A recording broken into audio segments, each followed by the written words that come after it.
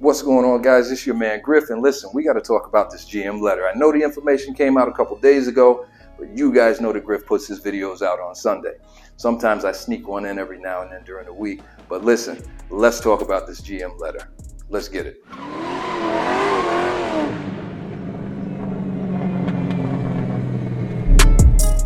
What's going on, YouTube? It's your man Griff, and you know what to do. I would say hop in the passenger seat, but we're just gonna chill out and observe this week. Listen, hit that subscribe button, hit that thumbs up like button, sit back and relax, and let's roll.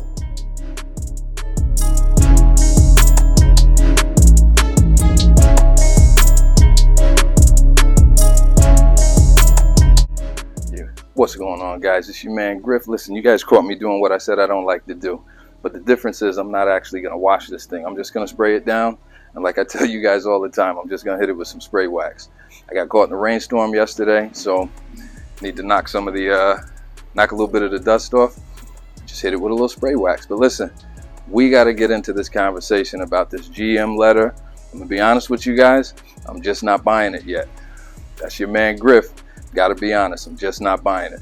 Let me spray this thing down, get it cleaned up, and then we'll take this conversation inside and finish up. See ya. Alright guys, like I always talk about, very rarely do I take out the soap bucket on this thing, but when it needs it, I'll pull it out and give it a good wash. But typically all I need to do is spray it down with some water, get the leaf blower, dry it off, and then I usually apply a nice ceramic spray wax. Alright, so if you can get yourself a nice ceramic spray, follow the instructions, and then I usually just hit it with that. And that's all I do. Keeps the car nice and tidy.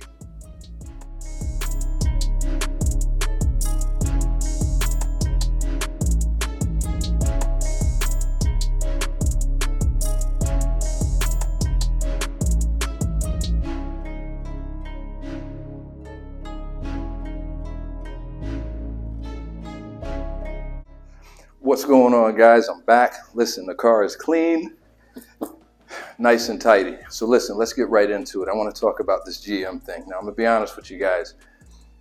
Griff is not too sure that that's on the up and up. I mean, listen, they did put it out, apparently. I can't confirm it, but it seems as if some notification did go out to dealerships from GM. Now, I just want to give my opinion on it. And I want to get you guys' opinion in the comments. I've seen a lot of folks already talking about it. They're happy. I'm a little bit on the fence. Listen, I won't say that I'm on the fence. I think that something needs to be done. How about that?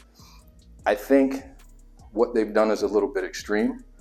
You're stopping people from making money. But at the same token, it can get, pretty out of hand if you don't control it. So here's my take. If that's what they're going to do, fine, okay? First things first, I don't know how they're going to enforce it. How do you enforce once I sold the car? It must be something that they have connections with the VIN and the DMV when a car sells. I don't know. But my first thought is, how are you going to track it? Now, if you go through a dealership and trade the car in or resell it, I don't know if that's really flipping. I'm going to buy the car from a dealership, go to another dealership and sell it to them and flip the car. I'm not sure that's what they're doing. I think there's going to be a lot of private sales from guys, the big money guys that I always talk about, buy a car and then sell it to a big money guy who's just going to pay cash for the car, write a check. But I still don't know how they're going to enforce it. So that's one thing. The other thing is, I think there has to be some contingency. I mean, if you're going to do that, you need to have some contingency in place that says, what if, okay? What if there's a terminal situation with an individual that buys that car and 2 months later, they unfortunately expire? It happens, it's a realistic thing that happens. And now that wife, and then they had a conversation, honey, this is a long-lived dream for me. I'm gonna get this car. I know what's going on with my situation, but I'm gonna get this car. They get the car, and unfortunately the individual expires within a couple months.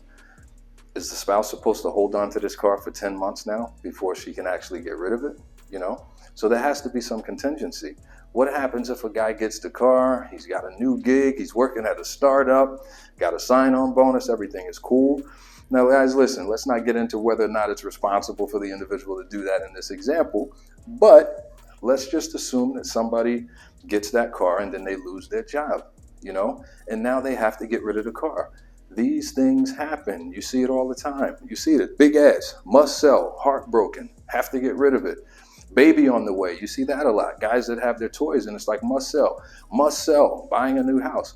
So there are certain things that are going to happen that warrant you to get out of that car. Now, I'm not saying that there's going to be a huge influx of people that, you know, those circumstances happen to in the first year, but I am saying that these things do happen. So you need to have some level of contingency. It just seems a little bit, you know, strict. You know, to me, that's a hard line to take.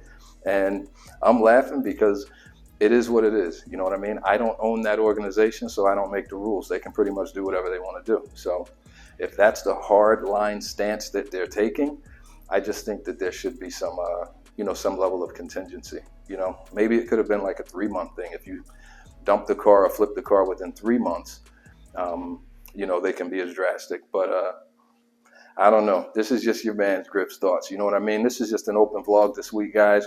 I'm really curious to see what you think about this news. There's other YouTube videos out there. I'm not biased. I share the wealth. I'm not the first, not the last. So this is more of a vlog just to share some information. I'm curious to see what folks are thinking in my comments, because I think that's a hard line for GM to take. And if they enforce it, one, I'd like to know how that's being done, you know, and two, I wouldn't want to be the guy who buys that car with a flat plane crank, you know, first off the line for GM and end up with that vehicle with no warranty. So that's going to be tough. That is going to be tough. So the enforcement, how are you, you know, again, how do you enforce this type of thing? You know, I'm very curious to see how that's going to actually map itself out. But what I can tell you is there's a lot of happy people out there, because folks that are, you know, a little ways down the list are now pretty happy about these flippers. They're hoping that these flippers are going to basically bounce off the list and, you know, it moves their position up, you know. Who knows? You know, if you have money to buy that car and your intention is to flip it, maybe a guy buys the car and says, okay, well, I won't flip it until 12 months, you know. So the person sits on top of the car for 12 months because 12 months from now, that car is still going to have, you know, a pretty high value on it. This is Griff's opinion. I think that the car is probably still going to hold some value, only because those lists are all the way out to like 2025, 2026. It's crazy. So you have a lot of folks that are hankering for this car that goes out, that spans over that, you know, over those years. So 12 months, I don't know, you know. So I think those first year flippers, those guys, who knows, they may hang on to the car for 12 months and then say, okay, now I'll flip the car. So who knows? You know, there's a ton of different things that that could have been done. You know, the information that's out there, I don't think that we're getting all of it. You know, there's also something that you're going to have to acknowledge. You're going to have to sign something. I don't know what that acknowledgement looks like. I don't know what the language looks like in that documentation. So that's a whole other thing. So this contingency that I've been talking about, maybe there's some contingency written in there. You know what I mean? I just can't imagine this very hard line, you know, without any contingency. You know what I mean? So it's definitely going to be interesting, you know. So we will see what happens. Again, hit those comments. I'm curious to see what you guys are thinking about this new situation. And guys, do me a favor. A lot of you guys have already been doing it. Let me know what position you are and where. I'm curious to see where you guys are getting your cars. And the reason why I'm asking that question is because I'm planning a video. Actually, the video that was supposed to be today, I scrapped it because I wanted to talk about this GM information that just came up.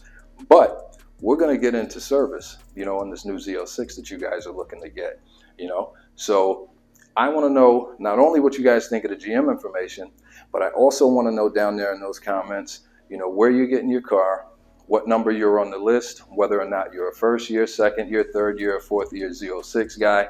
But I'm curious to see where you guys position. But I'm more curious about what you think of this information. Is it valid? Do you think it's real? How are they going to enforce it? What does the acknowledgement look like? Let's get in the comments and find out. For now, check out this outro. Peace.